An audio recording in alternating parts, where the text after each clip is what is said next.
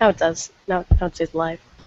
Well, thank you, Kira, for that wonderful update. Hello, everyone. Welcome to Anichat, general discussion.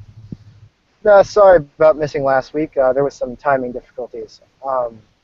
Today we'll be discussing what type of favorite protagonists you like in animated series. So, before we start, I'd like to give a shout out to Adolfo Viruet. I am sorry if I butchered your username, but you were one of the first people to give us a suggestion that was someone outside of the group. So thank you very much.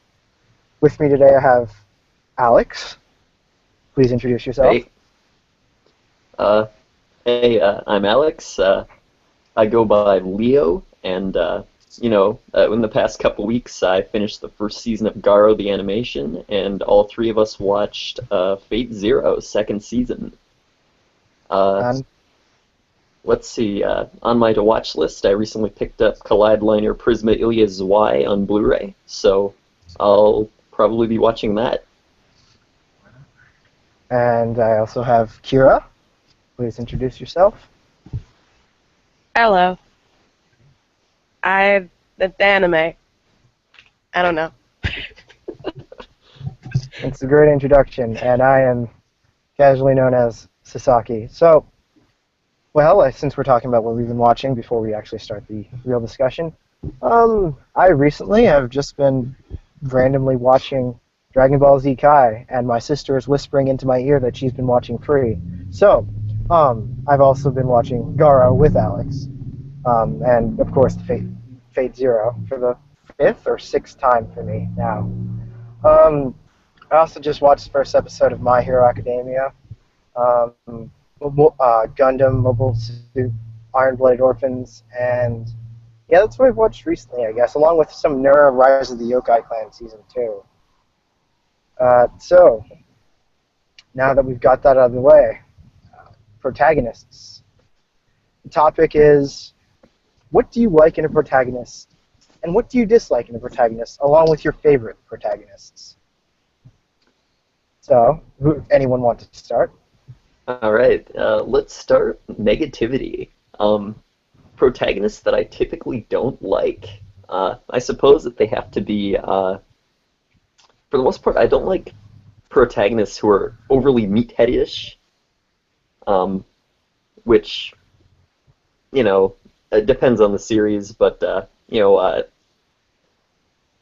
I like witty characters a lot more than, less witty characters, so that's a definite, turn off to me. Let's see. I suppose that character types that, I tend to... Alright, I'm just going to bring an example up. A protagonist that I really, really liked was, Light Yagami from Death Note. He almost encapsulates what I like in a main character for a series. Just, I guess I like complex Death Note and a... Huh? What? No, I was just listing all the things Light is. Yeah. He has a god complex, Well, I like has a questionable morality, right? Because you can't argue that, Light doesn't have morals, right? But his morals are definitely, not in tune with an average person. Another protagonist that I liked is, of course, Kuretsugu Enya from Fate Zero. He also had the bit of the questionable morals thing, and he was also more of a intelligent tactics type than just a brute who, goes and beats the crap out of people. I mean, basically all of Fate Zero was, various people's schemes going off. Anyway, back to Death Note, I mean, especially in the first half of it, where, it's the back and forth between L and Light is, probably one of the things that really got me into anime as a medium. Anyway, I'll start out with that, and I'm going to pass the ball to someone else while I, gather my thoughts. Any takers? All right. I could potentially go, but Kira, would you like to go first? Yeah. All right, I'll go first. So, things I tend not to like in main protagonist would be, I guess, the amount of self-confidence protagonists had. They should be confident, but not the annoying type of arrogant. Or if they're going to be arrogant, arrogant to the point where it's to a fault and it, physically makes it like impossible for them to do. Like, they're to the point thing. It's beat the enemy regardless of the situation, which some characters nowadays are, just because of recent popular things. You totally cut out for about like 60% of that. Oh, crud. Okay. Yeah. Well, what I was saying was, I like arrogance to the point where it's to a fault, but not the Yes. type of arrogance where it's like, oh, they're arrogant, but it really doesn't affect how they do things. Like, I'm better than you, I'm going to crush you, and they just crush you. It's not, I'm better than you, I'm going to play around until something bad happens. I prefer it when the arrogance is just at that right point, where it's like, if they keep playing around, they're going to screw up in something bad. Characters without, consequences aren't very fun. So almost like right on the tipping point between just being extremely confident and a dick, and it actually being a character fault. Yes. Okay. I also do like certain characters who know their strengths and their limits and don't try to be stupid about it and push beyond that to the point where it's like, what are you doing? That's a really bad decision. Someone I'm going to bring up is WAIFU from Chrome Shelled Regios. He has been trained since he was like 7 in martial arts, and he knows all his limits, and he knows the powers he has, and he knows it completely. So he understands when people try to fight him. He could really, really injure them because he's one of the top martial artists in the world. And, he warns them, and he's like, you really don't want to fight me. But, of course, enemies are like, I totally want to fight you. And then, he's like, no, you really don't. And then he just shows a little bit of his, power, and they're like, what is this? This is unfair. And he's like, yeah, I kind of told you. I'm... Or if there is something he can't do, he's just not going to be like, oh, I'm totally not going. Like, there's one situation where he does in the series, but that's because if he didn't, everyone, including himself, was going to die.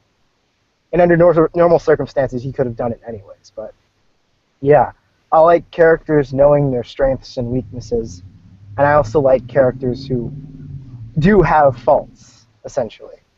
I don't like it when there's... I really don't want to list names, but when the character's really Natsui, or... Yeah, that's the best way I can really don't want to describe list names, Natsu. Yes. That's why I said but. That's why I said but, because I just couldn't put it in other words.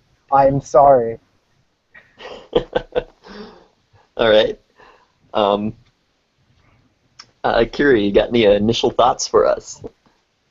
I mean, I'm pretty much like along the same lines.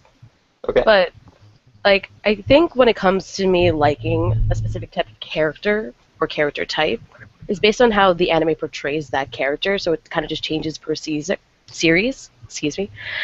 So like it's kind of just like all over the place when it comes to me liking a specific type of character. So there isn't really like a favorite type, but kind of like in the moment when I'm kind of like revealed to that character.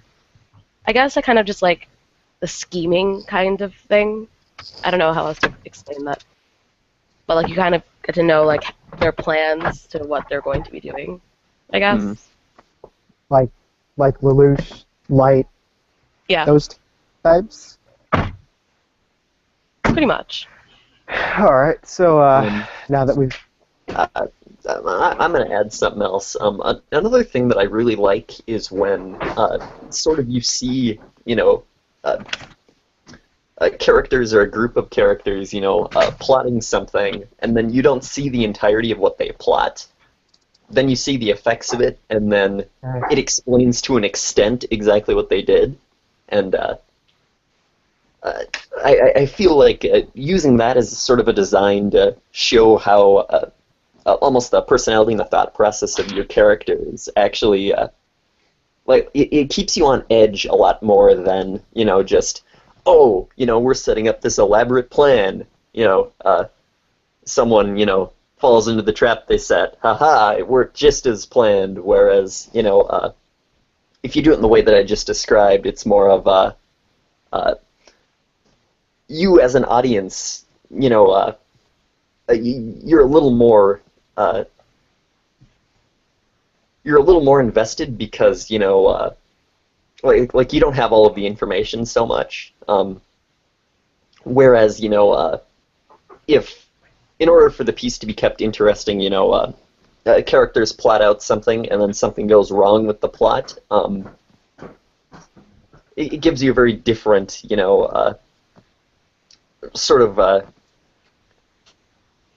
It displays the characters very differently than characters who plot something out, and then you as a viewer don't see everything, and then like the reveal is through what happens rather than basically it just showing you. I guess that's something that I personally enjoy more, especially when I like scheming characters, people who use their head more than their, brawn.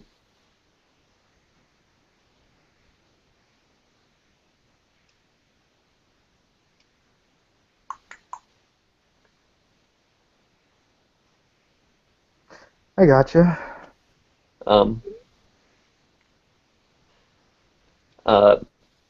We could move to potentially supporting characters. Mm-hmm. Can you hear me fine? Yeah. Okay. Yep. Because I cut out around 7 times during Alex's explanation, and every so often I'd hear, but like, and then silence. And then Alex is in the middle, of a next thought. And I was just like, oh, okay. Well. Supporting characters. I think I'll go first because I really know what I like in supporting characters. Honestly, what I like in supporting characters is those characters who are actually supportive and not just whiny little annoying brats in the background who complain about everything the main character does. Like, okay. Okay, let me make an example. So since I've been watching DBZ Kai, if you listen to how some of the Z Fighters talk, they're not very upbuilding with how they talk to the members. Like, for example, when Goku is talking about how he's excited to fight the androids, Krillin's like, I'm not excited, and Goku's like, why? And Krillin says, because I don't have something like Super Saiyan to fall back on in case I'm about to die. And I'm just like, did you just salt your best friend? Before you go into a life or death battle? Really?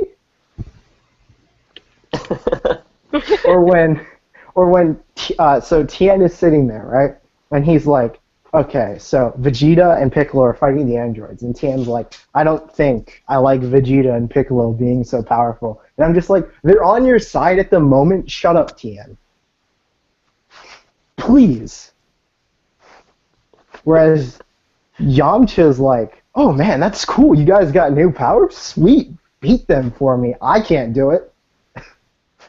Like, Yamcha's reactions were so much more positive to when, like, other characters. Like, the only thing Yamcha was even depressed about was that Vegeta killed him indirectly and then stole his wife. Or rather, his girlfriend, and then had a kid with her. But that's just questionable writing. Yeah, it's a pretty good way I can give it. So, as it may sound, I do like Yamcha better than Krillin and Tien at times because they just whine. But I guess, I mean, like, if you were, like, one of the best martial artists on the world and then a bunch of aliens kept stealing your titles from you, you'd be salty, too. I feel ya. All right. I guess I'm gonna say something that I don't necessarily agree with for what I like in supporting characters. I don't actually like the rival archetype, yet a lot of the characters who fit the rival archetype are a lot of my, favorite characters. And I summon their Blue Eyes respective White roles. Dragon in attack mode. Yes, Kaiba is a fantastic example, right? I don't necessarily like the fact that Kaiba exists, but Kaiba as a character is so entertaining that, I don't fault Yu-Gi-Oh! For for relying on Kaiba as a foil to Yugi. Hmm. Um,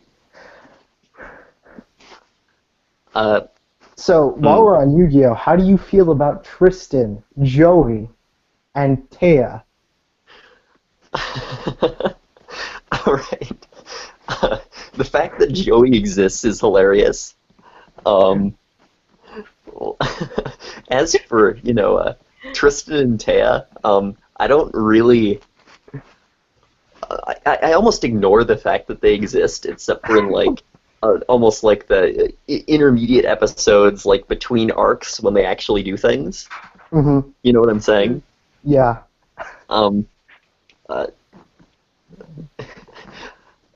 Basically, I don't mind that they exist. I do. Yeah, we'll just go with I don't mind that they exist. I figure they get.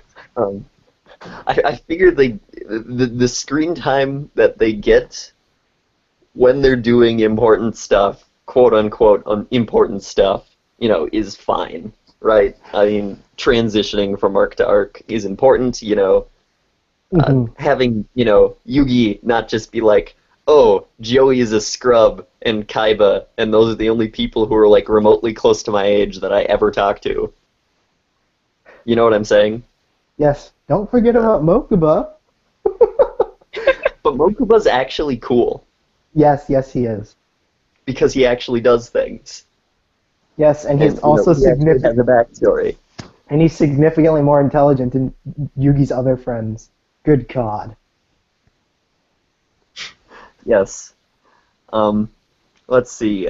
Who other supporting characters can I name drop? Let's see. Like Emma from Garo. Speaking of Garo. All right. Yeah. So we watched Garo. Yeah. I liked Emma. Let's see. She's kind of hard to describe, just off the top of my head. When I go to Garo characters who I really like so far, immediately who comes to mind is Alfonso. But yes. He's secondary protagonist tier now. Mm-hmm. Whereas before he just sort of had his own side story thing going on. And anyway, basically since Emma's shown up, she hasn't really done anything that isn't worth. And, she just kind of shows up from time to time.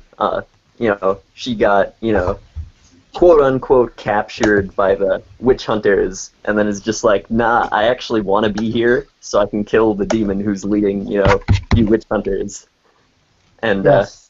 As she's tied to a chair, and then protagonists come in and screw up what she's doing. In terms of supporting characters, I guess she's, almost to the point of being more competent than, the main cast, but she doesn't, clean up their crap. If she shows up, for example, when Leon fought, the Dark Knight guy and was getting his ass handed to him, Emma's just kind of like, You mean Batman? God, just save your ass.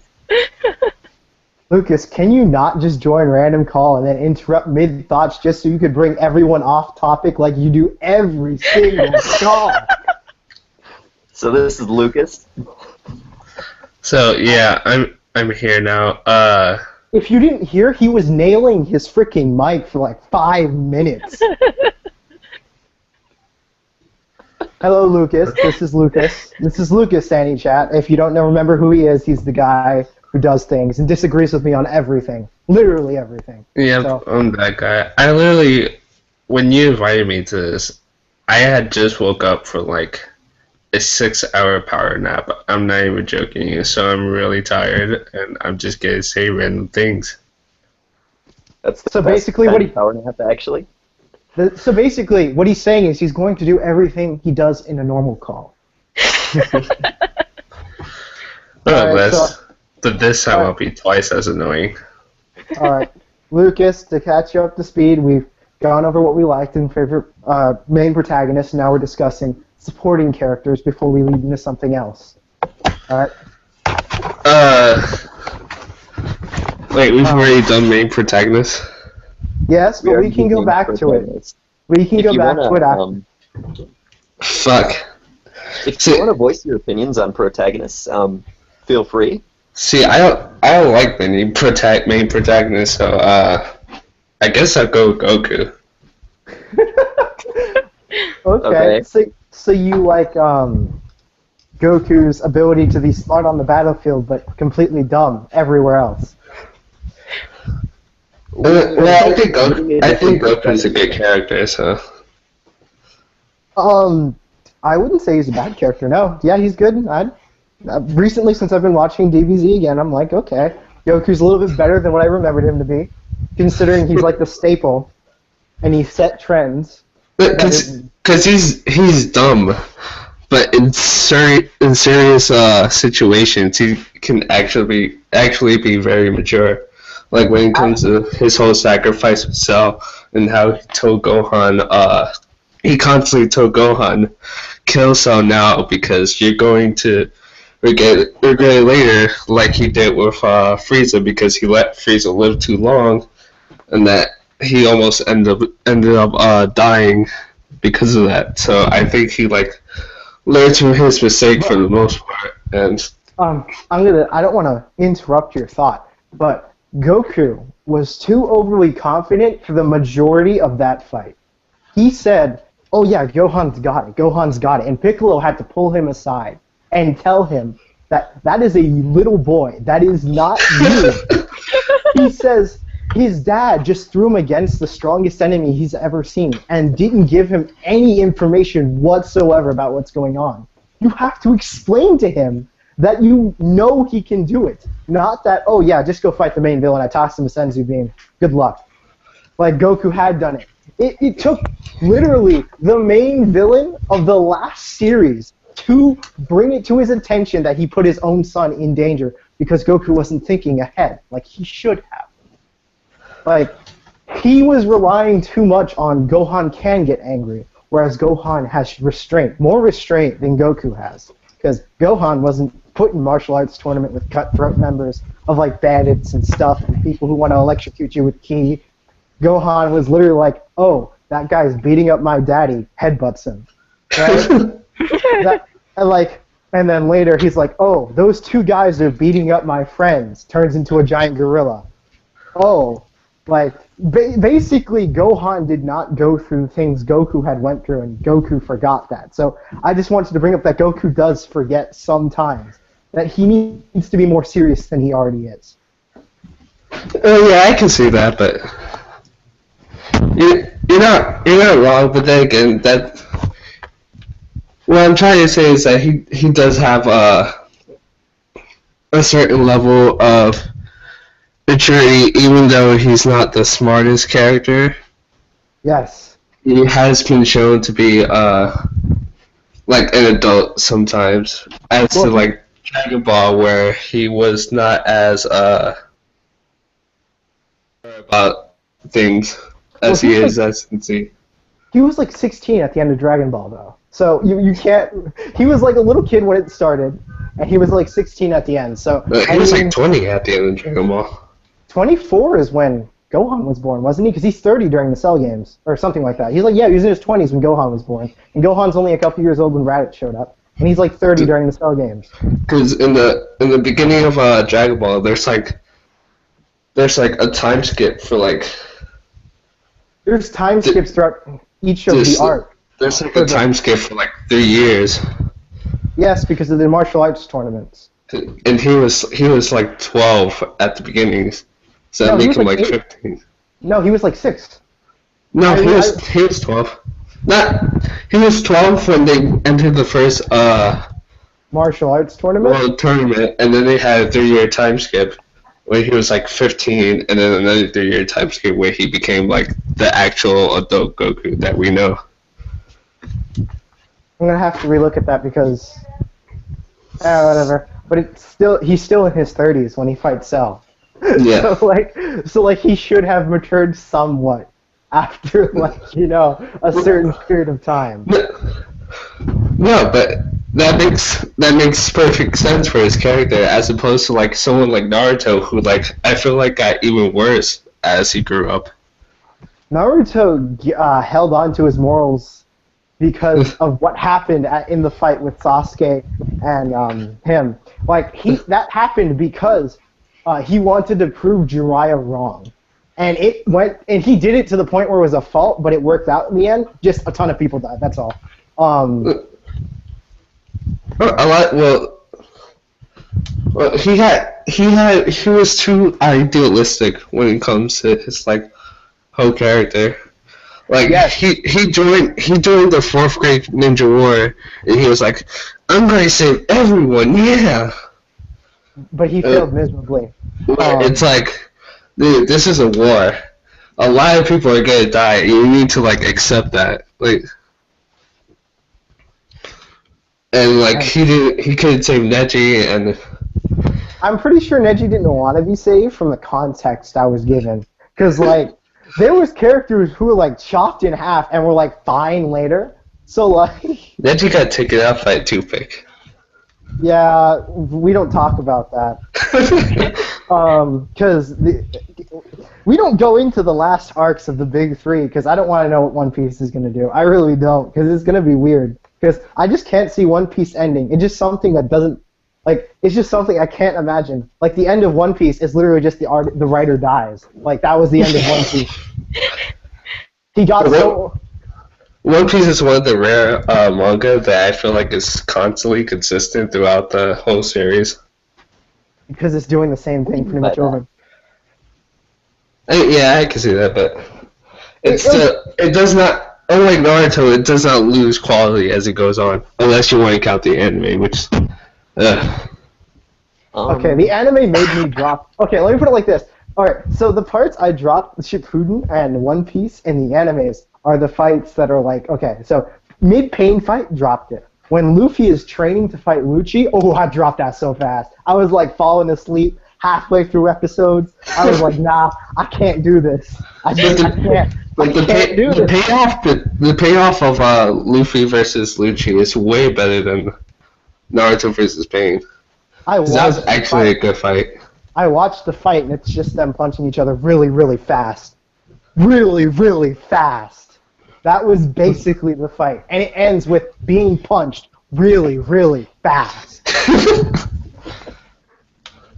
It was still epic, though. Lucci had the better fighting style, in my opinion, with those martial arts and the energy shots he's got going on. I was like, yeah, you should have wrecked Luffy's life. But he gets gum gatlinged and just loses. But Luffy had somewhat mastered techniques that the CP9 used, so he wasn't completely outmatched when it came to like the martial arts. Yes, but it's a trained assassin versus Luffy, who is still like a teenager at that point.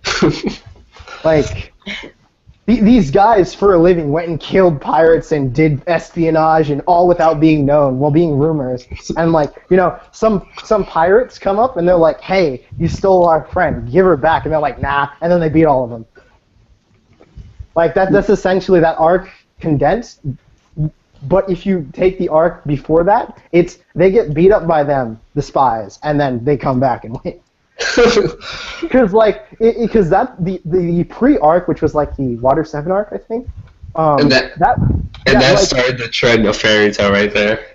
Like you say, "Hey, I could do this, but like way worse and way more."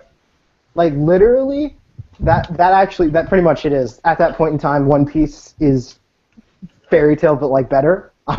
Like I'm gonna get shot for saying that. Like, just by the way. But like, I feel like One Piece is more realistic about things though, because like in Fairy Tail you'll see like Natsu be like people that he should never be. yes. But if Luffy was to go and try to fight Kizaru or something, he'd get wrecked. Luffy does lose more than Natsu because Luffy doesn't have the BS endurance that Natsu apparently has. And the plot protection that at any point in time where Natsu can't do anything, he can do it by the end of the fight. What's that? If he eats ether animal, he's gonna die. Jalal. Jalal is a very intelligent magician, right? He's like, if you eat that, you know you'll explode, right? You're not allowed to eat other magics. What does Natsu do? What does Natsu do? That rule was basically thrown out the window because Gajo could do the same thing now. Yes. It was stated at the beginning, like, oh yeah, if we eat another magic, we get sick. Right? That was at the very, very, very beginning, and it was setting up the premise, and then they just chopped that off so early. It was like Hiro was like halfway through writing this. He's like, that was a stupid rule. It never happened. Damn. That's basically a Akira Toriyama though. Well, Akira Toriyama kind of just forgets everything. Yes, because he's like, well, I did that? Oh, my bad. Well, it's kind of because it takes, like, he's writing other things while writing, you know, his main series over the course of, like, so long that it's kind of like, yeah, I'm not surprised he forgot something he did 30 volumes ago. It'd be like, whoops, because, fun fact, Masashi Kishimoto, before reviving all the characters, had to go back and read his old manga to remember what they did. And look like... I can legitimately understand that, though. Yes. But it's like, they do forget things they do. Like, you can't blame them when you're like 30 volumes in, right? And you're like, what did I do in volume 2, page 328? Again, I don't remember. And then I could legitimately blame Koopa, though, for a lot of the things he does. Especially, have all of you, well, for the people who read Bleach, have you read the latest, like, 2 chapters? Oh, you mean with Toshiro? That was explained in a magazine interview like 3 years ago. Yeah, no. It was though. I've seen it. Like I actually saw the magazine. It probably was, but it does not make any sense. But if he explained it, what he was going to do prior, like. I mean, maybe you should have been like pre-salty about it. But wouldn't I be Oh, sorry. What'd you say? Wouldn't I be pretty salty about it? No, maybe we should have been pre-salty. Like honestly, writers can do whatever they want. Like yeah, it still doesn't make any sense though. He took a concept that he had established in Bleach and just completely reversed it out of nowhere. If he gave 3 years warning, that's not out of nowhere. that's people not paying attention.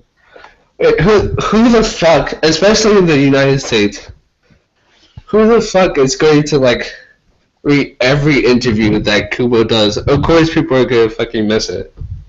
Yes, but you're faulting him for something he did give pre-warning about. Like, I'm saying he did do it, and you have to like subtract the rage from that. Like, like you can't just be like, he didn't tell us. Well, he did tell you. He's like, I didn't see it. You can't just be like that.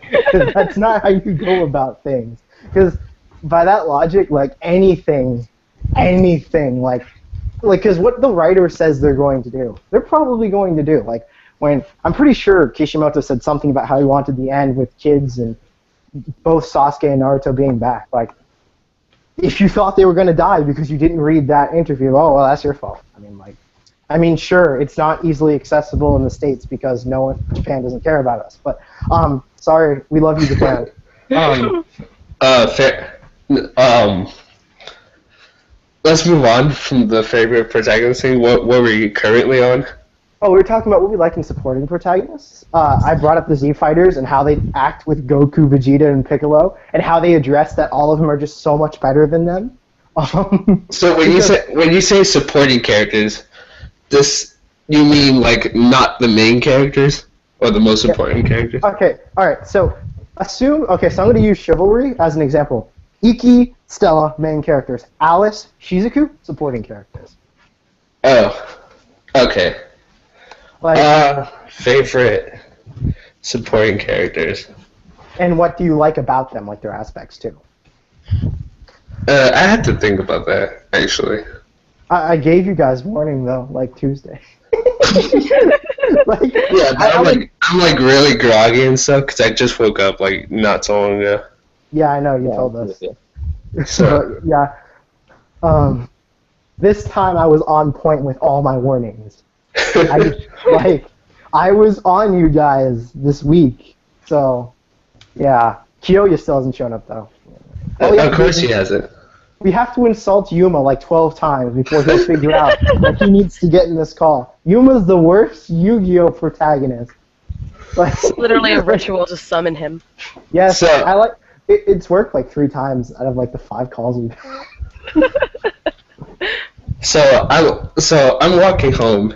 Not to get off topic here, but I'm walking home, and you guys are constantly. I'm trying to watch a YouTube video, and you constantly are typing to each other at Anichat, and I get like notifications, and when I get notifications watching a video, like the sound cuts off for a second, so I can hear the notification sound, and this got really annoying to me. So I like out of frustration, I just left.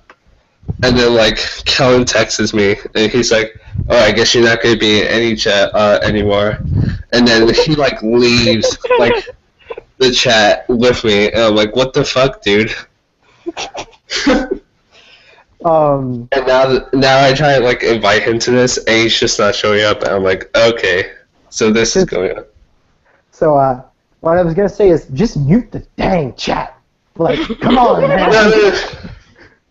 Like, I know I could have done that, but like at the time, I was just trying to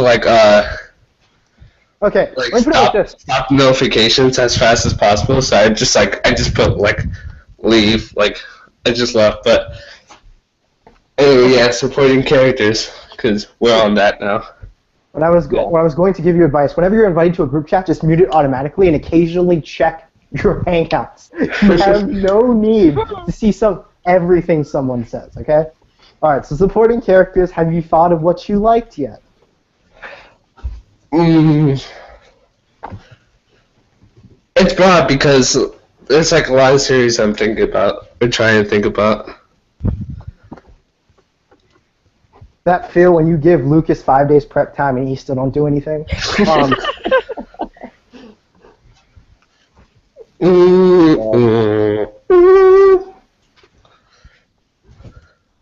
Yeah, I'm drawing like a blank right now, so let's move on to the next category. Okay.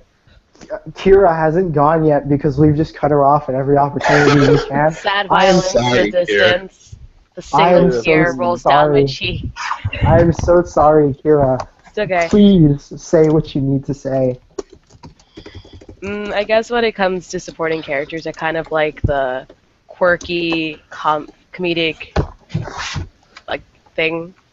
I don't know. So you like Mako from Kill the Kill is what I'm hearing. Yeah.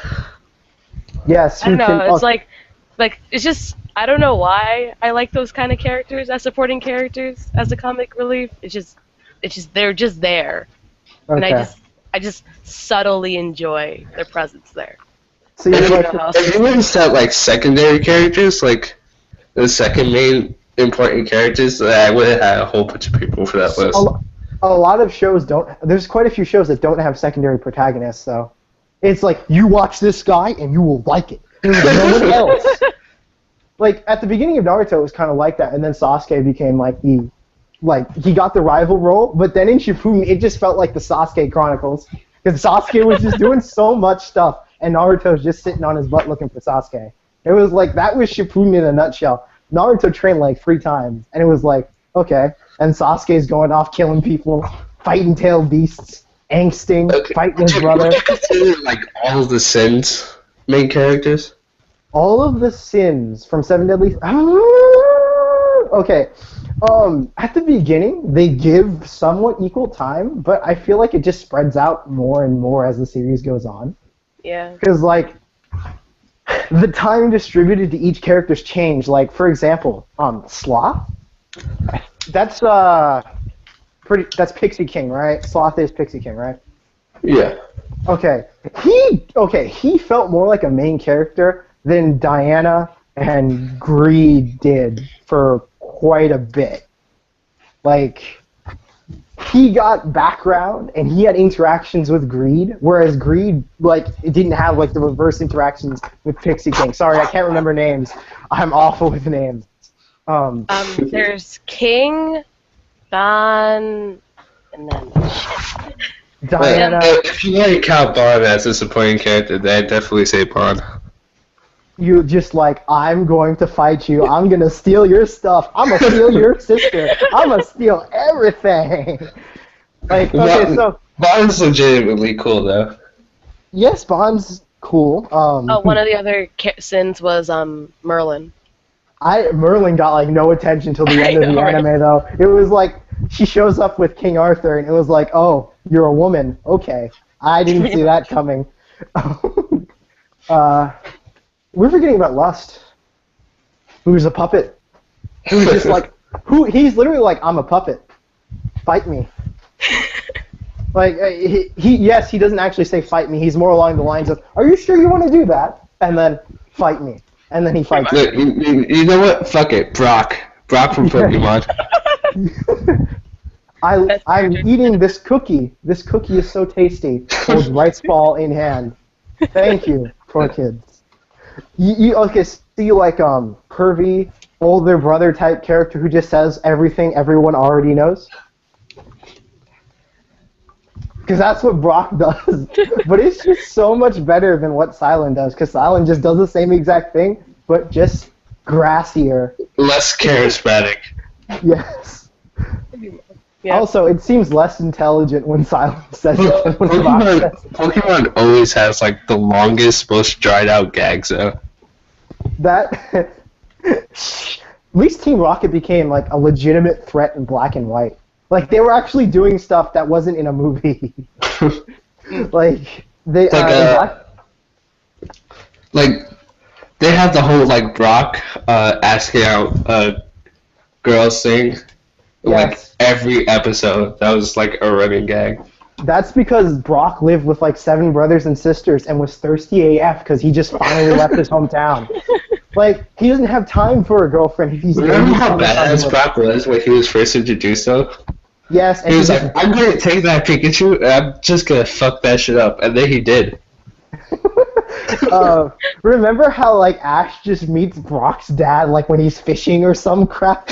Like, and then Brock is like, hey, you're my father. And he's like, yeah, I'm sorry I walked out on your family. And then he's like, Pokemon is so deep. and then he's like, I'll go, go back so I can take care of your siblings and you can go off on a journey with this loser named Ash. And that's where Brock's journey starts. That was legitimately the deepest Pokemon has ever got, because the first battle between Brock and Ash, you just see Pikachu get murdered, and Ash is like, if I keep going with this, Pikachu's gonna fucking die, and then he gives up. Did you see when, some like the first episodes when he first gets Pikachu and Pikachu wasn't going to go in the ball, right? He's getting attacked by these birds, and he's like on the verge of tears because Pikachu tried to protect him, but he couldn't because of all the birds. And he like takes it to Nurse Joy, and Nurse Joy is like, you idiot, you can't let your Pokemon get this hurt. And Ash is like, just please help him. And Nurse Joy is just salting him. It was like, because the beginning of Pokemon was just so much... so much more meaning. Like, Ash is like, oh yeah, my dad's out there somewhere. Doesn't address that the rest of the entire series. His dad's still probably somewhere out there cheating on his mother. Somewhere. Ash was the first goal. That feel when Ash's dad is actually Norman. They do look alike, and Norman has the wife and kids, doesn't he? Like, I'm pretty sure that's the thing. Plot twist, Ash's real dad is Giovanni. Plot twist, Ash's dad is actually Ho-Oh. He's part Pokemon. I can see that being an arc. Well, he had okay. So like, we take the movies at face value. He is the reincarnation of what's his face, who was Lucario's original master. Like so. Wait.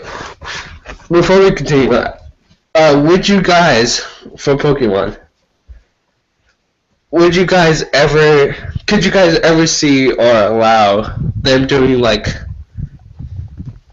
giving humans Pokemon abilities and having the humans fight alongside their Pokemon, similar to Digimon Fusion? Fusions, no, but Ash already did use an Aura Sphere in the Lucario movie. Because remember, Ash has the ability to use Aura, which is never addressed. But could you see like them doing that for like the rest of the series, or having at least one season where they fight with like I can the trainer fights with their Pokemon? I think the martial artists do that in a way already. But I mean with like the powers and etc. I don't think I can see that happening, but there is psychics in Pokemon, so and that is canon. So I could maybe, I don't know, but yeah, there is psychics in Pokemon. I just want to address one thing though. Why did it take like 16 fucking years for us to get a Pokemon fighting game? 16. That should have been done like so long ago. There's a Pokemon Arena game for like the 64, wasn't there? And that no, you that's could connect. Pokemon Stadium. That's Pokemon Stadium, and that's still turn-based. Oh, okay. And yeah, but welcome. No. Pokemon's the first Pokemon fighting game, and that seems like it should have been done so much earlier than when it was. Well, so are we not going to introduce Kellen because like he just randomly joined Call? Everybody knows he's just a One Piece tard. Yeah, I guess so. Do any of you read Hunter x Hunter? Like I said, the beginning of Hunter x Hunter is like kind of very dry for me to go through. Yo, Togashi does some sleek shit. He comes back, releases one chapter, only to go and break down. It's funny because the chapter he actually makes was really fucking good, and they used to like, yeah, here's your chapter for like the next 3 years. Like, I'm out. Peace. Togashi, we ain't stupid. We know what you're up to. I'll be 100 years old when this story is over. He's actually just playing Dragon Age. I don't know which will end first, Hunter x Hunter or One Piece. Like, oh god, that's the competition right there. That's another reason why I just try to like not get into Hunter x Hunter, because I know it's on hiatus all the time. Yeah, it's really good, but it's a struggle. I prefer not to put myself through that. I'm not a masochist. Then again, I play Fate Grand Order. Alex knows the struggle. Same. Yeah. Like, that game... I've never played any Fate games. Fate Grand Order is a phone game, and it's essentially like every other Japanese phone game, except subtract everything that makes a game want you to keep your characters the way they are. Because Fate Grand Order is like, this character's in a tier, suck it, he's staying there. Is it like Fire Emblem? Like the way that's turn-based. Have you ever played Brave Frontier? No. Okay, that really makes it hard to make it. Have you ever played Bleach Brave Souls? Yes. Okay. Lord. Okay, so you know how you have the 10-roll gacha system? Yeah. Okay, so take that, and you know the equipment you can get from the lesser cheap 10 rolls that you can get with the soul gems? Okay, yes. Combine the two into one gacha, and you got Fate Grand Order for the gacha. So okay, like, the rates for anything that's even remotely aren't they adapting? Aren't they adapting Grand Order into an anime? That's extra. They're adapting extra into the anime, which is a extras like playing Persona essentially. If you've ever played Persona. Because I saw a promo with no, all the promos all the promos for Fate Grand Order are animated by Ufotable. All of them. It's not actually getting an anime. That's just each promo for each part of the story being released. Okay. They're all professionally animated. They're all like 16 seconds long, so you get like 16 seconds of crack Yeah, I saw the one with like the female lancer. I forgot Yeah. exactly what her name is, but Skaha. Oh man. yeah. Skaha. Yes, it's extremely hard to spell her name, but easy to pronounce. So she's the one who trained Lancer from Fate Stay Night, if anyone doesn't know. All right. So yeah, and that actually did happen in the legend. The legend's really weird though. Like I'm not gonna go into depth. All right, well, let's go on to the next topic because I think we covered everybody except for like Alex and Kira were somewhat world-based thing. Alex wanted to do setting, and Kira wanted to do what anime world would you live in. Which one would you like to discuss first? Anime world just seems easier. Okay. So high school or death? Because like those are your options pretty much in anime. Even in Yu-Gi-Oh, you can die. In freaking like You don't Digimon, die. You get sent you to can. the Shadow Realm. That's dying. That is essentially dying. But you can your come soul, back. Your soul. You know what? I'm not even joking when I say this. Fairy Tail. Fuck it. You can win any fight with friendship. Like that's amazing right there. No, but remember at the beginning they were like, oh yeah, mages are uber weak everywhere. Like if the beginning chapters when those two mercenaries were fighting Natsu, and he's like, oh yeah, I have a big frying pan so I can reflect fire attacks. Fairy Tail logic. And they're like, and Natsu's like, watch this, and he punches them. And he's like, what the heck? Why do you have physical strength? You're a mage. And then he beats up the mercenaries, moves on, and it's like. Yes, but well, first of all, mages actually like they're not like Harry Potter mages where they just stay in one place and just shoot beams at you and shit. But they literally say, hey, mages are really weak because they spend all their time on magic. They actually say that in the beginning of chapters. That is racist. I actually did not read Fairy Tail. I saw the anime and I don't recall them ever saying like that in the anime, so I could be wrong. I can actually like. The hero. Give me on Sunday. I can like actually show you the pictures of all the inconsistencies that are later moved on. Like since I've read the first 4. Fairy Tail greatness, people. It wouldn't make sense. It wouldn't make sense for them to be weak though, considering like all the physical things that they actually do within the series. Yes, but that's why the mercenaries were surprised because they said Natsu actually runs up and he punches you in the face. Like he should not be weak. Council. Huh? How the hell can they call them weak? Oh, the Magic Council? The council still casts, like that one guy. The council got sold by Jalal. Okay, hold on. Let's just ignore the fact that Jalal just seems to get, like, just wreck everybody, even after he's been defeated, because, like, okay. So remember in the Tower... Like, in the Tower of Heaven arc, he gets wrecked by Natsu at the end, right? So later in the Erasion Seis arc, remember, he hasn't gotten any stronger. He has none of his memories. He can't remember anything. He has no physical training since then. He literally walks up, sticks out his hand, and one-shots Natsu and then moves on. Oh, that's because Natsu wins when he needs to win, and he loses when it's convenient to the story. And I was like, oh, Fairy Tail, okay. everybody. Yes, that is actually the summary of Fairy Tail. Okay. Jalal has a legitimate reason to be strong because he's a part of the 10 Wizards Age, which are legitimately the strongest, well, quote-unquote, the strongest wizards in VR. Laxus beats Jura, but, you know, just forget that. Laxus also lost to Natsu and Gagio with them having broken arms. We don't talk about that. Like, there's just things you don't mention, because if you do, you'll get I hate salty. Laxus now for some reason. He's become a friendship faggot. Yeah, I liked him better when he was like, I'm going to kill you, all of you. I hate all of your stupid friendship crap. Like I said before, Jalal's probably the only gay character left, except for, like, Ray. It's because Jalal is also becoming a friendship You know what faggot, I didn't too. like? You know what I didn't like? What are you talking about? Like, I haven't seen Jalal do anything really faggoty, quote unquote. When has Jalal ever said, "I'm going to fight for my friends"? What, like? Watch, it's gonna happen. I'm telling you now. So like, It hasn't happened yet, though. what I was gonna say was, I didn't like how they gave Gray Slayer powers. Like, if he had stayed without them and That's just been a stupid. legitimate, It made Gray more. I don't know. it was cooler when he lit pun, I'm sorry that I used a pun in my sentence.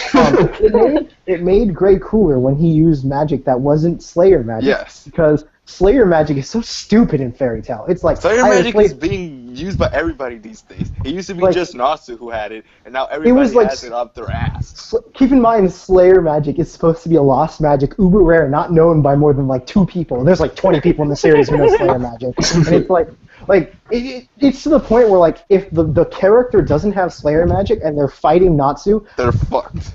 yes. Because if you remember when he's going through Gajiel's guild, if I'm remembering correctly, there's this one guy who can control fire. So Natsu's fighting him, and the guy's just making him punch himself in the face, right? And then Natsu's just like, hey, watch this, punches the guy goes down, and it's like, he controls fire, and you beat him because you're a fire dragon. Okay, I'm done. Like, but that arc just has questionable moments everywhere. Hers is like, I'm out of magical energy, one-shots a guy with one of her most powerful armors, post her saying that, disappears.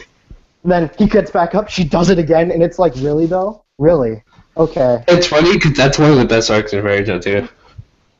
It was alright. I still like the Gray arc better because Gray got his butt kicked when he tried to do something like Natsu. He's like, I'm gonna run in and I'm gonna win. Gets wrecked by Leon. He got destroyed. It wasn't even a fight. Leon just playing with him. What do you guys' favorite magic in Fairy Tail?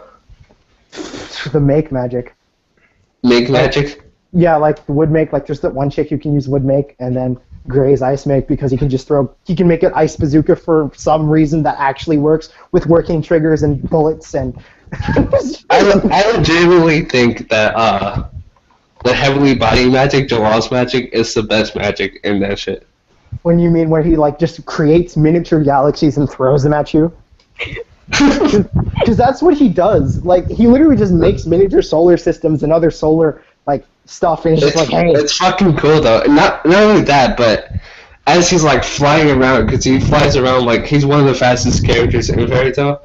As he's doing that, he's literally setting up for a meteor shower as he does that. Every time I think of Jalal, I just think that I just remember him losing to Natsu, and that pisses me off. While we're on this topic, fuck ult here. Oh, didn't she pulled a Tsunade, didn't she? She's old AF, but she looks young. No, that was kind of like illusion. Yes, like I said, she pulled a Tsunade because Tsunade uses Genjutsu to make herself look young. She's actually old AF. I thought she used like chocolate makeup or some shit. No, she uses Genjutsu. That's what Jiraiya says in the beginning of Naruto. When they're first going to go meet Tsunade, he's like, she uses a special Genjutsu plus transformation to keep her appearance that way. Because if you just use transformation and you just use Genjutsu, Uchiha didn't. She was old like the whole time. She just sent like a younger version of herself to the battlefield while she like her old self was like somewhere else. That kind of reminds me of what the Flash did in one of the latest shows, but let's not go into that. Yeah. But we were on like favorite anime world. You said what anime world would you want to live into, and we discussed why you want to live there, and you were talking about the magics, right? And I was like, but if you're the average mage, you suck dick. Like, let's just be real here. Like, unless you're part of the Fairy Tail Guild, you can't do anything. Like. So I was kind of trolling when I said that, but realistically, I probably want to either live in. But that's hard because every world I'm thinking of either is like really fucked up, or like is seemingly fucked up until you get into later and start like I would say Hunter, but when you get to the Chimera arc, yeah, you probably wouldn't want to live in that world anymore. Lucas actually wants to be a Titan in Attack on Titan so he can just squash little people. I would say Dragon Ball Z, but if you're a human in Dragon Ball Z, chances are you're gonna die and then get wished back and then die again. Unless you're Future Hero in Xenoverse, then you just wreck everybody because Future Hero is legit. Future Hero is so like he's like he's any race, so like Future Hero, you could come back as like a shrimpy baby human and just beat the tar out of Beerus. I'd say One Piece. One Piece seems like a really cool world. Because One Piece, because you really like to live in One Piece, the way things are going right now. Millions of people aren't dying that are innocent right now, so. I would say, if you're gonna go One Piece, I would have gone like the beginning before they got to the Grand Line, because like that was way less high stakes and a lot more fun in my opinion. Shit doesn't really get fucked up until you get to Impel Down. Impel Down, they were having a bunch of transvestites being abused, wolves eating people, just the usual stuff. Impel Down, they have beds of spikes and shit. It's Yes. really fucked up. I like how the warden is made of poison and he exhales poison gas, right? So like Luffy's fighting him and Luffy's like, I got an idea, I'll blow it away. When he inhales, he just inhales the poison again. Yep. So, what are the other worlds people want to live in? Okay, so honestly, ignoring shadow games, I would love to live in a world solved by children's card games. I would love to live in Yu-Gi-Oh! On motorcycles. Like, okay, as long as it accounts, Until it gets to Zexo, then it's like, no.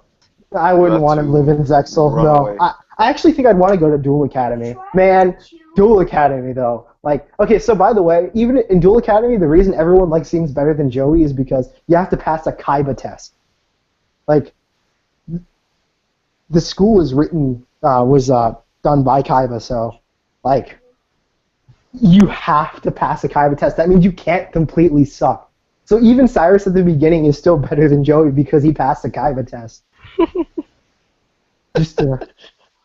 So, and actually Cyrus gets legit towards the end because he actually mans up, even though his cards are like so sissy. Oh my god. Who, Cyrus? Yeah, his cards though. You can't win with a Cyrus deck. Cyrus deck is garbage. You can win with Elemental Heroes and Cyber Dragons though. They just I like how Cyrus's voice actor was Yugi from the first Yu-Gi-Oh series. I like how Tristan is Yusei. Oh god. You shouldn't have told me that. That just ruined Yusei for me forever. If he wasn't ruined by now, like, I'm so sorry. I spoiled your innocence. What's the next topic? I like how Kellen and Kira haven't gone yet, along with Alex. Yeah, It's I haven't said literally a just- thing. Like Alex laughed once when I brought up Yu-Gi-Oh, and then that was as much as he said. Kira said like twice. Kellen just jumped in anytime One Piece was brought up. All right, so let's go, Alex, Kira, then Kellen. All right, Alex, please. All right, if I were to live in, an anime world, I gotta go Nasuverse, man. Really, you really No. want to deal with like the dead apostles? I Yeah, really man, don't. I would want love to be in a town that gets slowly invaded by vampires until it's just freaking... Okay, so Until it's a anyone- zombie wasteland that, the church sends, freaking priests and mages go and send people and burn the entire city to the ground. This actually happens regularly. To anyone who does not know, this Yes. does happen quite a bit. This is a common-ish... Okay, not common, but this is just like a slightly uncommon occurrence. They literally have task force of people that they send and do this. It's like, oops, someone got infected again, and the church is there, and when the Mages Association shows up, so that vampires don't get exposed to the public, and then they just kill everything. Yep. And anyone who might even be infected, who may not be showing symptoms, they'll kill you, because no risks. That's why I was kind of I'm staying away from Nasuverse. That's why you just go to frickin' London, or you go to Cairo, or you go, Actually, I might live in ACMI though, like a certain magical index. The rest of us do not know what you're talking about. That's because me and Alex have I just want to point that out. Yeah, but Kira just saw a miniature thing of it recently with Fate Zero. So, but if Town it's got gonna, decimated. but if me and Alex get on Fate, it will probably make all of you leave call. To be honest, Yep. because I like Fate, Fate so I have does, no though. complaints. I like You got- Fate, so. Yeah, but I don't think you like it to the extent me and Alex do. Not saying that you don't like it, but me and Alex go pretty far into the Nasu-verse. I don't, Alex, I don't think it has I don't think it has the best fights, which everybody says. I wouldn't say it has the best fights either. It's just the animation's beautiful. But we go beyond the animes, is what we're saying. They go Yeah. into the games. Games, novels, etc. You mean Manga. light novels when people are Fan having fiction. sex and shit? That's Yes. visual novels, and there are not light novels too, and there are I meant manga, visual novels. and there Sorry. are manga. So, yeah, ACMI or They watch Yu-Gi-Oh for me. Festival. It's Carnival Phantasm. That. It's a parody of itself, and it's amazing. So Alex, you got to So think. it's kind of like One Punch Man in that regard. No, but it parodies itself. One Punch Man is a parody of everything, like shonen and superheroes and like traditional anime tropes. Whereas Carnival Phantasm is literally the characters themselves. They are parodying themselves. Yes, Like great. it's pretty good. So Alex, you got anything else besides Nasu? You got anything else besides Nasuverse you potentially would join? Potentially would join. Let's see. I actually really like, just a lot of the settings that are just, the world as it is with a twist. For example, I really like the setting of, like, Kazuno Stigma. I really like the setting of Full Metal Panic, which are, the real world except for mages exist. Or, And the mechas. real world except for there's giant robots, etc. I wouldn't. Okay, so Full Metal Panic, yes. Ava, heck no. Heck no. Nobody wants to live I agree with Cosmo Stigma. Huh? I agree with Cosmo Stigma choice. Cosmo Stigma is actually a pretty cool place to Yes. be.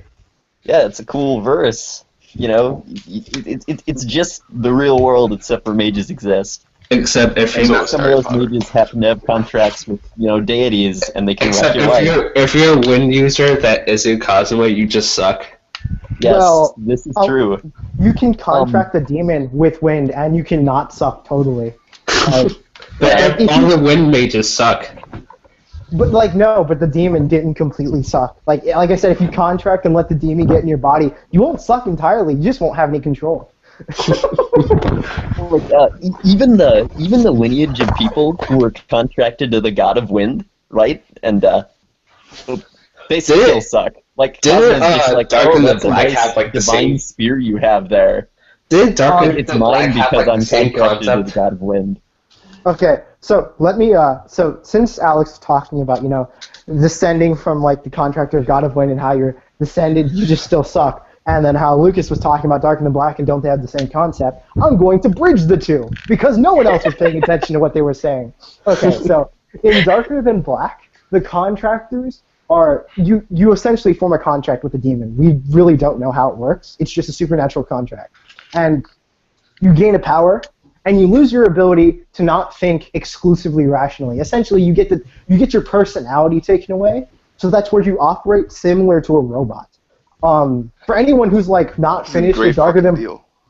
and then whoever exists. Yeah, with, because like, hate is boring as fuck sometimes, but whatever. Did you not watch the end of Never mind. So like I'm just not going to go into spoilers because I know all the weird stuff in Darker Than Black and why it's like that. So. Darker Than Black's contracts are slightly different than Kazuno Stigma's. Kazuno Stigma's, you literally just go up to a deity and you're like, hey, I kind of want to use Go your up to one of the powers. Starbucks and be like, yo. Wait, Kellen, have you seen Cosmo Stigma? No. It's a good anime. You should watch it. It is good. It's terminally on hiatus because the writer died. To anyone who's like, It's going to be on hiatus for like ever. like I said, permanently. So, and then in Darker Than Black, it randomly happens to people. We don't know the process in which a contractor is chosen, but one day they will just wake up and have formed a contract, and their personality will be gone, but they Well, will that's not gain the power in fair. exchange. And to use their power, they have to do something. For example, one guy, I think to fly, or no, he canceled gravity. He had to break each of his fingers after he used it. So, or there was another guy I who wonder if there's one that requires you to shove your dick off. This no. isn't the Pain Olympics. So, like, there was another ice guy who his requirement was that he smoked cigarettes, but he hates cigarettes. It's usually something you're not a fan of doing. Like breaking your fingers, yeah, he's not a masochist. He probably doesn't want to do that.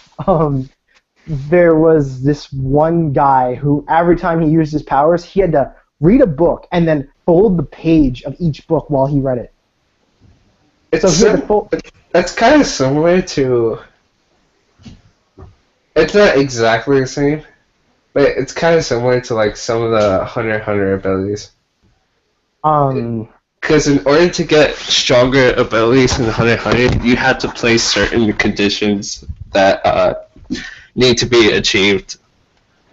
Like there's this person named Cruella Lucifer, who has like a bunch of abilities.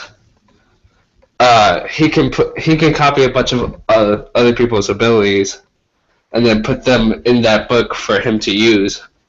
But first, he has to figure out their name and what their ability is, and like how do they achieve it, and then he has to legitimately fight with the book in his hand at all times. It's pretty. Most contracts that are made like that are like that. For example, in Garo, just go back to Garo, the Golden Knight makes a contract with essentially this demon ring, and for protection against like evil, right? The demon ring makes you go into a coma one night every month. Okay. Yes, on the full moon. Okay, so yeah, there's a lot of different series with like examples of that. No, I don't want to say that because that would just spoil. Wait, has anybody shared the link to this? I did. I shared the link to this call Wednesday. I don't think anybody's gonna join. I mean, well, remember. And I made several posts that, when it was happening and everything. But I can reshare it. But anyway, no, I was just asking because, like, I doubt if you don't share the link, nobody's gonna watch it. I'm pretty sure of that. But yeah, let's move on to Kira because she's been like waiting for like a long time to say her piece. Kira just keeps. It's literally like 3 words. Pokemon because Pokemon. Pokemon. I would love to live in Pokemon. Pokemon's. I mean, like disregarding the show, Pokemon seems like a really dangerous place to live, if we're being honest. 10-year-olds can go out there and live on their own. Yes, with a bunch of grown men who want to fight them with their big animals. If we're being real here. But every place you walk into, there's a chance you're going to be attacked and killed by a Pokemon. That's why you have your own, you scrub. But no, that's like saying, oh, let me take my little dog, no, let me take my pit bull and just walk into the wilderness and see what happens. Keep in mind, if you were actually in the Pokemon world, you'd get attacked in hordes. Hordes. You wouldn't get attacked one by one. I know they introduced that in like X and Y that you could fight, hordes of Pokemon. But you'd be attacked in hordes, and it's not a turn-based, so you can't just be like, here, take this potion, and they're gonna wait for you to do that. No, they're going to set you on fire. They're going to peck your eyes out. They're going to shoot you with electricity. That happened in the very first episode. Like, just imagine you're just walking in the wilderness for whatever fucking reason, and then a horde of Beedrills just come after you. I'm just imagining Kira running, screaming with like a Pidgeot in hand. She's like, "Why can't you fly, you stupid bird?" And it's those Pidgeots are fucking strong though. Like they can fly you across like towns and shit, and they're like 2 feet tall. Yes. So, aside from pointing out the funny, weird, deathly situations you can get in Pokemon, Kira, do you have anything else before we go to challenge?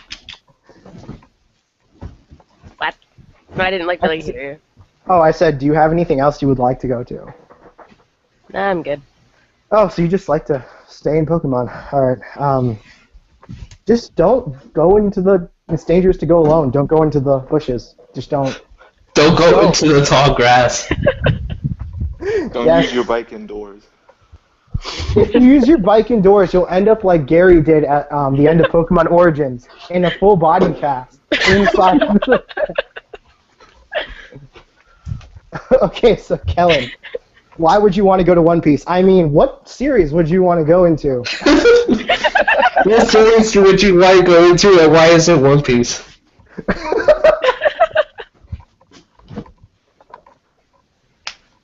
I mean, we see a pattern here. We will all go to our favorite series. So yes, it would be One Piece.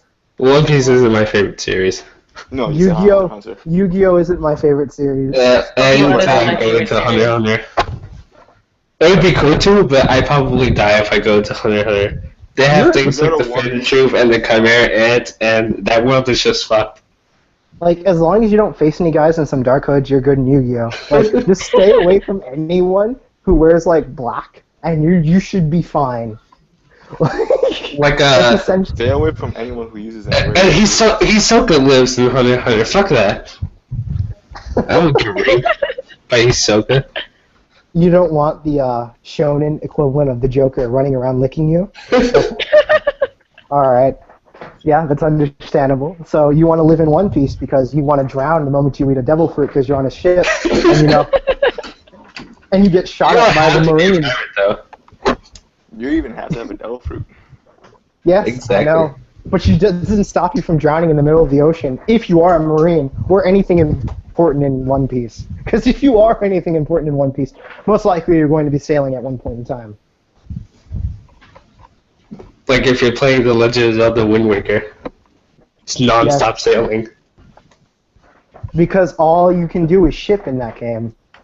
That's the point. Hyrule is flooded. We're not going to get into Zelda discussion. We all know Zelda's good. Move on. So yeah, Kellen has a drowning fetish. So like, what devil fruit power would you want if that was the case, or hockey, for that matter? Well, there's only 3 hockey, and you can learn Yes. all of them. Well, no, can't you not learn Emperor's hockey or whatever because Well, like Emperor's it's like hockey has to be inherited. yeah, like I said. Well, it's not confirmed yet, but apparently you can use. There are hockey techniques that you can use within the categories of. Like people theorize that Sanji's like burning leg thing is hockey. So when Zoro shoots his like laser cannons from his sword because 100-pound cannon, like what is that? Is that just sword technique? At first it was just labeled off as sword techniques, but people think it's hockey. Like every power that is explained by Devil Fruit, people just assume it's hockey in one way or another.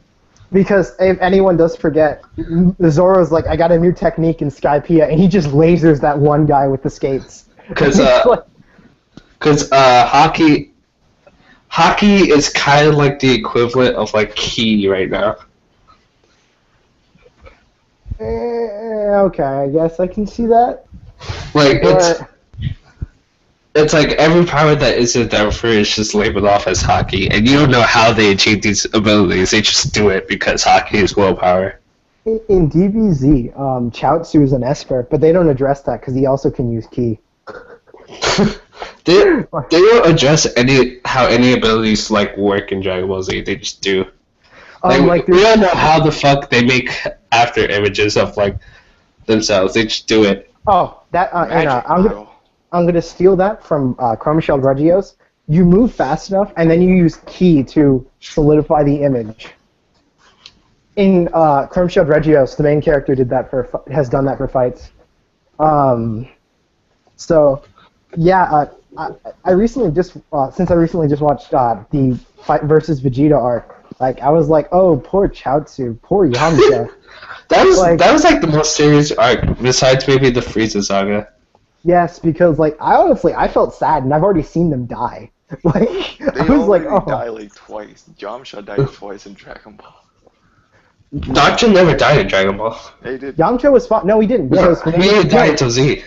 Yeah, like, this is what he said to Krillin. Krillin's like, Krillin, I don't want you to fight, because if you die, we can't bring you back. Yeah. I haven't died before. That's why I'm going to fight. And Krillin's like, he must have had a bad feeling about what was going to happen. That's why he went first. That's And then he Krillin's just gets wrecked by a Cyberman, which is the bane of his existence now. Ever since that day, nobody has been able to take Yamcha seriously. You know what's funny? Is that he wrecked that Cyberman so hard. He wrecked it so hard, he just wasn't paying attention when it decided to kamikaze him.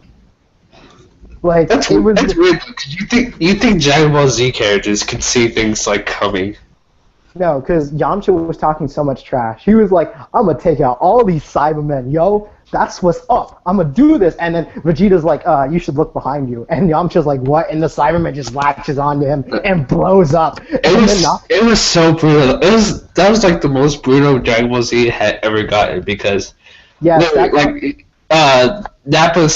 comes into the battle. The first thing he does is Tien is in his like little pose thingy. Yeah, little He cuts stance. his arm off. And then he punches his fucking wrist off. Like, I'm just like, what the fuck? How does someone do that? Also, Vegeta goes Great Ape and crushes all the bones in Goku's legs. All of them. I thought he crushed all the bones in Goku's body. No, he didn't step on the head. He says, whoops, looks I didn't step up on your upper body. Good thing, though, because now you can watch your son die. But he squeezes the rest of his body. He squeezes his upper body, yeah. But he could still move his hand a little bit to give Krillin enough energy for the Spirit Bomb. Yeah, You that's see true. that kind of stuff in Dragon Ball. So, like, Fucking shitty ass. okay, so I like how he finally used Kaioken again, and it's to boost Super Saiyan God Super Saiyan. It looks like a popsicle. There's nothing wrong with it. Like, It makes perfect sense in my opinion. I know. Like, honestly, using Kaioken on top of like extremely powerful transformation it sounded like a good idea, and it is, because like, why waste techniques you already have and just not use them for so long? Like, Why not use them before, like against Cell? Because he couldn't do it before. They explained it in the episode where he couldn't do it in Super Saiyan because it takes too much ki, and if he was to do it, it would just work his body. But when it comes to Super Saiyan Blue transformation, Super Saiyan Blue is a calm yes, it doesn't require state of mind, so it doesn't waste any ki. It doesn't require you to be angry like the other Super Saiyans. Yeah. You're not even really Super Saiyan. You're literally just using God ki. So basically while he's in Super Saiyan Blue, he's pretty much in base form, but just much more powerful. Yes. Also, So wait a minute. Does that mean that he's weaker than if he were to go say Super Saiyan 3? No. No. What I'm trying to say is that he's calmer. He's not enraged by anything. Like when he goes Super Saiyan, and But it doesn't. When he went Super Saiyan, It doesn't. He doesn't need to be angry. Wait, No. Super Saiyan is built off of Saiyan rage and being pure of heart. Just because you're angry. Transform. Yes, and then to go beyond that, you still have to be angry. Yeah. Like Look, not only that, but Goku says when you're in Super Saiyan, it wastes a lot of ki. Yes, which is That's why why he went to training with Gohan to be able to use it permanently whenever they that want. was Super Saiyan 1. Super Saiyan 1. If he were to use Kaioken in Super Saiyan 1 versus Cell, and Cell has regeneration abilities, he would have worn himself out before he could finish Cell off. Like, that would have been a really bad idea. And also, he's the only one who knows it. Had he used it in Super Saiyan 3 or Super Saiyan 2, he would have worn himself out before he did anything. He would have probably died if he had done that, honestly. Yes. Because Super Saiyan 3 is already a strain of the body. Like, keep in mind that Kaioken is literally doubling everything you do. So, like, and tripling, quadrupling. Like, the amount of strain it puts on your body will rip apart your muscles and organs and stuff. Can I just say that Vegeta needs something? Vegeta Because needs to Goku stop. just murks him right now. Vegeta Oh, needs I'm to stop. sick of all these fucking power-ups. Vegeta needs to stop being Vegeta. That's what Vegeta needs to do. That's what Vegeta. But you can't complain about Dragon Ball power-ups because they've been doing the whole power-up thing since the beginning of Z. Like, that's nothing new. Yeah. They've Like, literally had power-up for every saga. Why would you expect it to be any different? Okay, You know but what at I least find with funny? You know what I find hilarious? What? Apparently, the original Super Saiyan God was a scrub. Well, because he was the first person to do it. Why would he And be good apparently at the it? first Super Saiyan was like the strongest being in the universe. How's that for good storytelling? well, Dragon Ball already has retconned itself many times in the past. Also, if we're going like Super Saiyans were supposedly like the best warriors in the universe, but there's various races that can easily surpass them if they try hard enough. Like Saiyans are. According to legend, the first Super Saiyan ever was supposed to be like a super ridiculously strong being that was like how do you say, so strong that only one person every like millennium can Okay. become like a Super Saiyan. What else was I gonna say? Oh yeah, for Super Saiyan God, keep in mind you're literally using everyone's powers who's worshiping you as a god to be a god. But that's negated because No, because Super Saiyan Blue is after you acquire the key. Like, you have to acquire it first, and then Super Saiyan Blue is you mastering it, and you don't need the worship of anyone anymore. no. Yes, No. that's what it says. You've acquired God Key, No, and but now you can use it. that's negated because Vegeta says that if you train hard enough and long enough, you will eventually become a god. And Vegeta has done it without any worship. Vegeta was never even Super Saiyan 3. Fuck, man, I hate Super. Like, honestly, I really would have preferred he got to Super Saiyan 3 before anything else happened. Like, good God. It would have been cool if Super would have been cooler if they had Vegeta turn Super Saiyan 3 in the fight with Beerus. Potentially. I think what they're doing with introducing new characters like Hit and Kaba is really good because it was getting stale with just one villain being so much better than the rest of everyone. Kaba needs to go through training now because he couldn't even go Super Saiyan until Vegeta made fun of him. The whole purpose of that was Vegeta was training him. Yes. It's cool to see how Vegeta went from this asshole that didn't really give a fuck about anybody to this guy who legitimately cares about this person who's a part of his race, because Vegeta does have that prideful, he has that respect for his race so much Yeah, that he sees this other kid, and he's like, oh, I can finally have someone that I can train and make badass just like me. There's Trunks on the sidelines. Okay, so let me. Okay, so Goten and young Goten and young Trunks are so irritating. Future Trunks was so much better. Oh my god! Like, if you. What do you think about it? The whole thing with that is that, unlike future Trunks, this Trunks is spoiled as fuck. Yes. That is basically the whole reason. It's like kids living in poverty versus kids who are who are rich. There's going to be a clear difference, and that's basically what that represents. One is spoiled, so one is more of a douchebag, and one lives in a fucked up world, so he's obviously going to be more humbled. So, you know what's funny is that Trunks never encountered Majin Buu or Beerus. According to the article, he's going to be back in Super. Oh my god. Well, did he ever go back to tell them that everything was all right? Because he said he was coming back. Did he? No, I don't think he did. Yeah, so it makes sense that he's coming back. So yeah, that's actually. Back 7 years. The only thing that doesn't make sense, in my opinion, is how because I think Trunks is like 8 in the Future Saga. Wait a minute. You don't want to know what's gonna happen? Trunks is gonna have to deal with Frieza. No, no.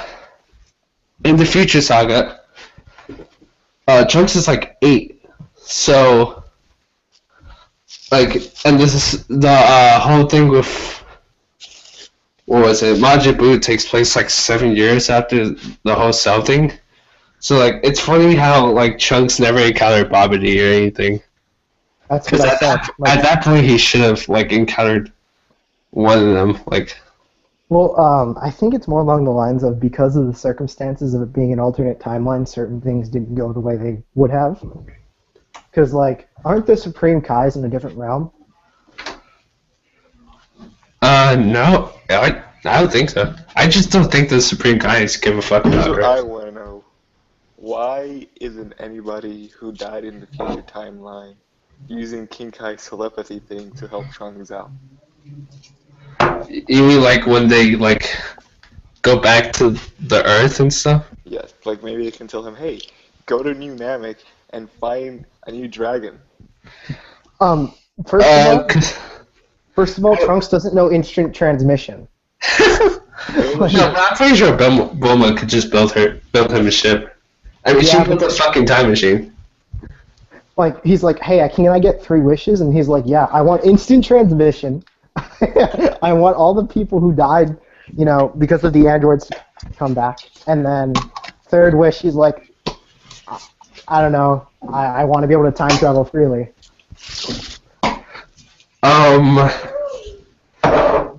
There is no real legitimate answer to that other than we wouldn't have a plot. But still, again, Bulma wasn't thinking about Namek. Like, honestly, her mind was focused on stopping the androids who were... Then again, even if they had even if he had done that, there's no guarantee that they still be a match for the androids. Because keep in mind, Shenron can't... Kami's dead in that timeline, because Piccolo died. I'm pretty sure Popo is dead too. If all the other Z fighters are dead, then Yeah, I see why Popo would be alive. Heck, even Yatsurobi is dead. Yatsurobi. Yeah, he's dead too. Like, everyone is dead. So, everyone except Gohan died. And then Gohan died. And then it was Trunks. Like, and Yatsurobi never has to pay for anything. Freaking, he cut off Vegeta's tail and gets hit once. like, he gets away with everything. The fact that he's dead means they really hunted them down. Like, let's talk about that for a second. Let's keep going. Do you guys think that it would have been the result would have been different if Goku actually had stayed alive, or do you think Goku would have just gotten killed like the rest? if Goku had been alive, let's see. So everyone's weaker in that timeline. Because it's implied that that if Goku was alive, things would have been different. Yes. Because they kill him off before the androids get there for a reason. Goku was dead because of the heart virus, and he wasn't able to train Gohan. Therefore, Gohan was weaker, and only had been trained by Piccolo at that point in time. Meaning he would only been like barely above Piccolo just because he was a Saiyan. So, like, and he achieved Super Saiyan by himself, which would have been harder than if he learned it from his dad. So so potentially Gohan would have been stronger, and even if Goku had died, Gohan might have been able to kill the androids later. Yeah, what I could see legitimately happening is even if Goku is weaker than the androids, I can see Goku taking Gohan or taking a few people and just instant transmissioning to another world or somewhere where they can't be detected, and then just training there until they're strong enough to fight the androids. Or just in the hyperbolic time chamber. Yeah, but the problem was with the androids were destroying towns every second. They were really evil, remember? They were just destroying crap because they could. Like, whereas the androids in the main timeline were just like, yo, I want to have party, I want to have fun, I'm a teenager android, bruh, come at me. And that was essentially the androids. No, but that doesn't really matter because Goku, at this point, the Z fighters don't give a fuck about what happens to Earth. They're just like, oh, let them do whatever the fuck they want because we could just wish everyone back with the Dragon Balls. They did it with Cell. Cell was going around absorbing. They did that with Boo. Boo committed genocide. At least Piccolo tried to stop Cell, though. They were hunting down Cell throughout that entire arc, but they kept being too late. When the whole thing happened with Boo, they did the same thing. Like Piccolo wasn't even gonna stop it this time. He told Super Boo, he was like, Gotenks isn't ready yet. You can go kill a bunch of people right now if you want to like satisfy yourself. Even though he felt bad about that, but he's like, sorry everybody, we'll wish you back with the Dragon Balls. And then Boo's like, fuck that shit, I'm just gonna kill all the humans now. And he does that whole fucking volley technique where he literally massacres the entire human race in like 2 minutes. I like how he killed Kira and Alex.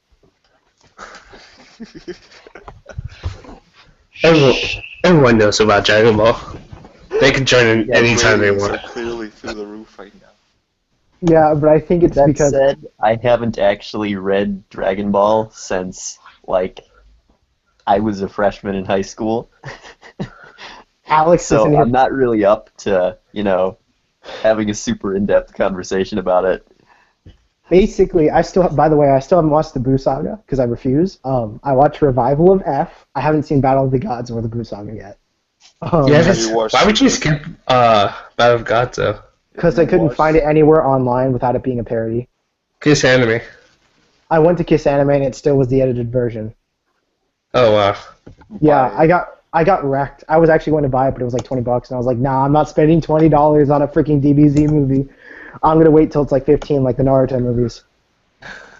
You can watch it in English, I think, on animedub.co. As we're promoting, like, go to official websites. So, yeah, normally I don't do that, but I was just doing it for convenience for Revival of Frieza. Okay, so Revival of Frieza, can I just talk about how Frieza and Vegeta got ripped off? That movie. Oh my god. Frieza and Vegeta got the shaft so hard, it wasn't even funny. Okay, so we've been on DBZ for a long time. So, what's the next topic? The next topic is Setting. we went over. Did we go over? Yeah, setting is the last thing. Setting? Yeah. I think it says setting for a second. Setting. So what do you like about settings? Like, Alex, you can go first. If you've been quiet. And then Kira. I like settings that are, typically fairly easy to understand, but it's possible to go, deeper, and there's a ton of underlying content and whatnot. Basically, I like settings where sort of it's you get what you put into it. If you're willing to, basically, the amount of time that you put into, consuming a series and, remembering little details and whatnot. So you like settings that they're simple at first, but as the series evolves, so with the world or the setting. More like simple at first glance, but actually has a ton of depth. Okay. I guess something like Hunter x Hunter, or maybe Magi even. Magi pretty much sets itself up, though. Magi sets itself up, though. Like, honestly, it didn't seem that simple at first at me, except for the fact of, like, dungeons. That said, the setting is one of the few things I actually do like about Magi. So, I guess I will give that to you. It's in Egypt. Or something that's It's in the Middle East. It's in the Middle East. The world has evolved from like the first episode. They're currently in the age where presidents are starting to become a thing. Yet King Arthur is around. Not King Arthur, my bad. Whatchamacallit? Like the Arabian Nights. There we go. Why did I say King Arthur? Same thing. Because Sinbad currently has announced himself as a president. I am the president. Well, it's not like Magi's historically accurate anyway. So, Let me be clear. is any anime really? Well, besides some- for the ones that are like actual, because Magi and Fairy Tail Hunter, they're all alternate worlds, so of course they're not going to be All right, historically accurate. so I said Kira next because she was also silent. What's your favorite type of setting, Kira? You're alive. I mean, it's pretty much the same. Okay. I I just got wrecked. All right. Let's move on to Lucas. Lucas, what do you like? I like fantasy worlds that actually aren't modern most of the time. Mm-hmm. Urban fantasy. Woo. Yeah.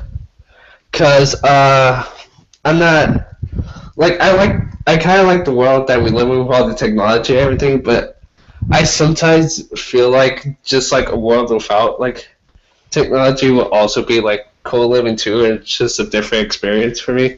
Because like to see how people live without technology and stuff, even it's not like historically accurate, but in these worlds, it's still kind of just a different experience for me, and I think it'll be cool to live in like a world similar to like Fairy Tail or like Magi, where it's just like magical and like fun, and you just do whatever you want. So yeah, I've always liked mystical things, and mythical things too. So yeah, it's just a urban fantasy.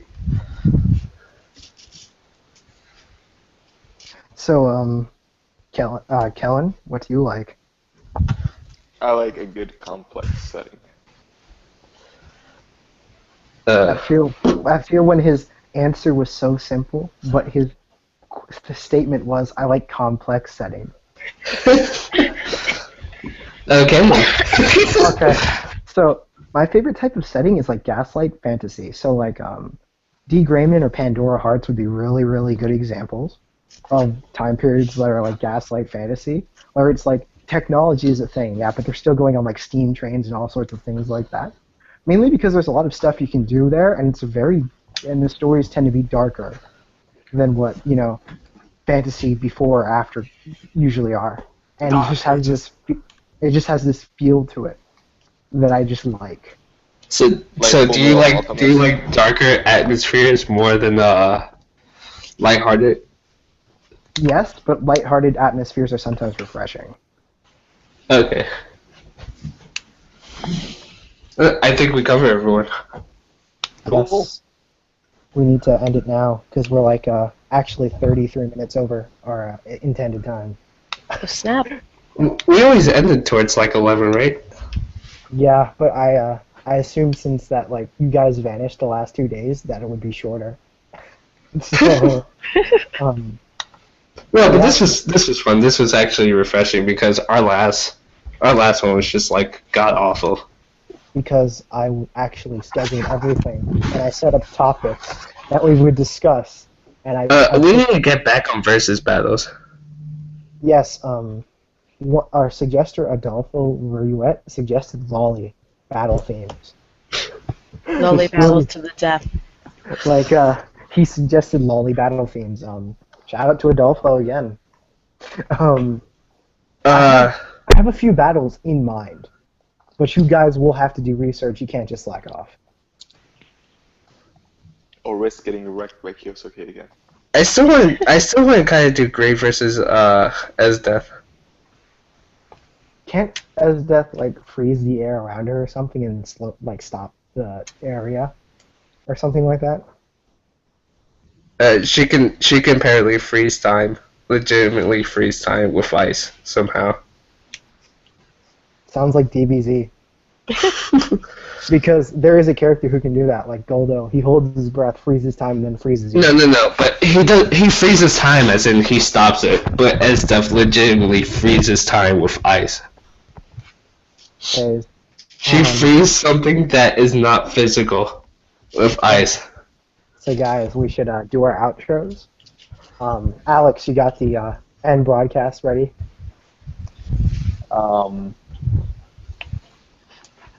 This has been Alex Chat, home to Alex fans. This is Alex speaking. Alex chat. Yes.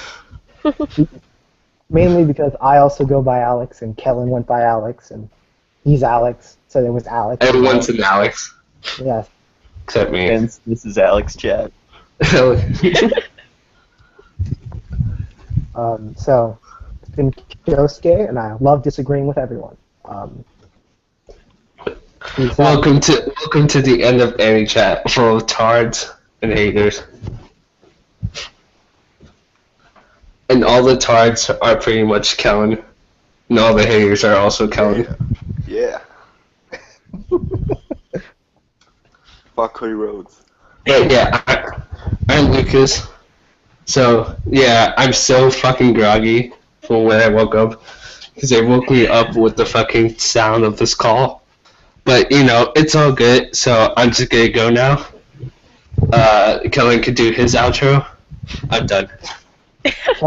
Kellen left call. Kellen left call before he did his outro. Look, what a fucking fuck nugget. Fuck him.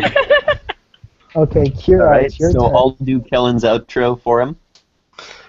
This I has like been One Piece. Alex I like Chat. taking My name is Ichiro's Alex. Oda's dick up my ass.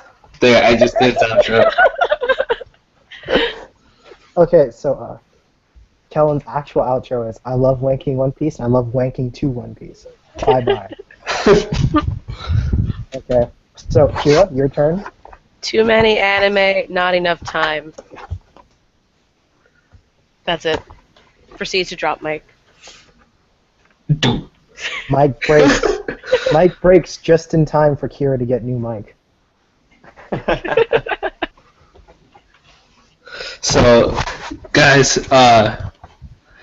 we'll be back next time with an episode of WWE Chat where we'll be talking about wrestling instead of anime. No, we're not doing that. I'm just kidding. We're actually doing John Cena versus Bugs Bunny. John Cena kicks out at 2.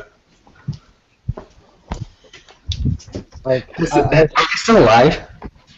Yeah. yeah, we are. That's awkward. Sign. Alex, can you please end the broadcast before I will literally guy bulb you and it will hit because you have E-lock. E-lock, I have E- luck.